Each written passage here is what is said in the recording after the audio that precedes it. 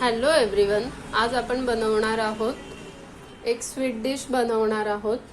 तर ती आहे कलाकंद. तर आपण त्याच्यासाठी साहित्य बघून घेऊ. हे थोडं केशर भिजवून घेतली आहे दुधामध्ये.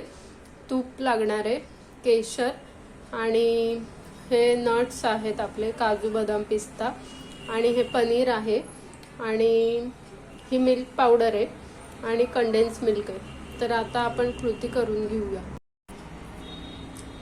आता आपण हा पॅन तापत ठेवला. याच्यामध्ये आपण मिल्क पावडर घालणार आहे.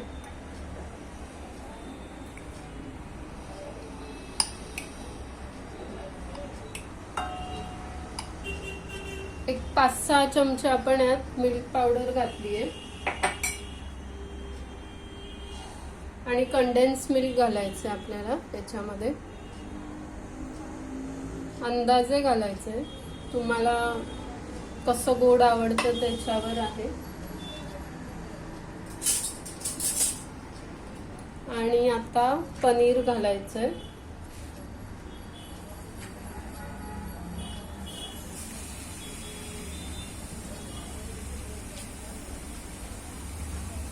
आता आपण हे मिक्स करून घेऊया.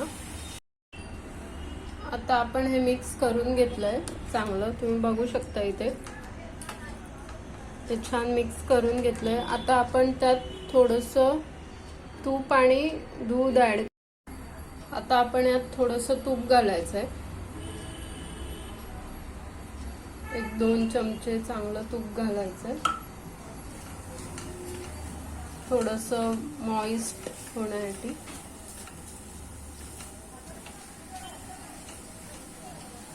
आणि यात थोडं आपल्याला दूध पण ऍड करायचंय.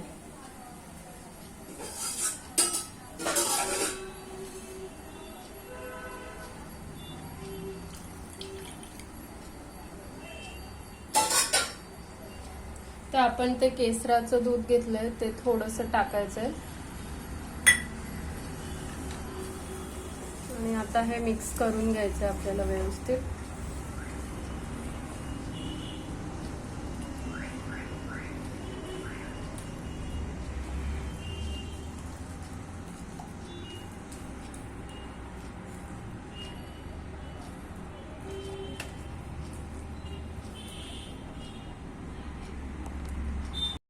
तर आता तुम्ही इथे बघू शकतात की आपलं कलाकंद छान मस्त असं झालंय.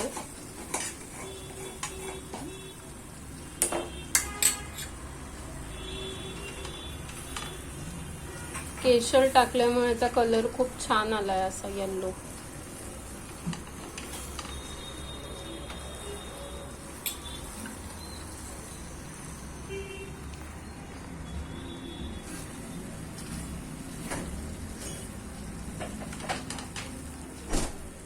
आता आपण हे थंड करायला ठेवूया. आता आपलं हे झालंय, रेडी आहे आता.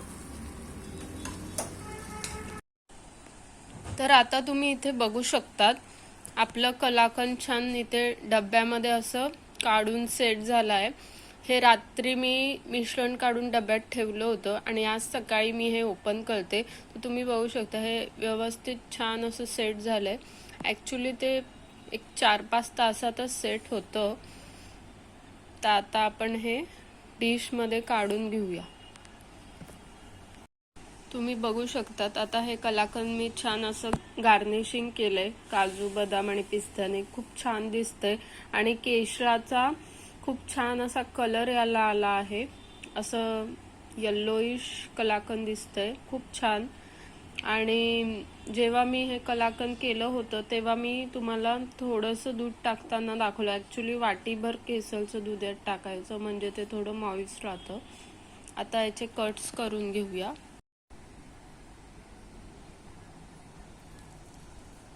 आता मी हे तुमच्या समोर कट करते. तुम्ही बघू शकतात किती छान हे सेट झालंय.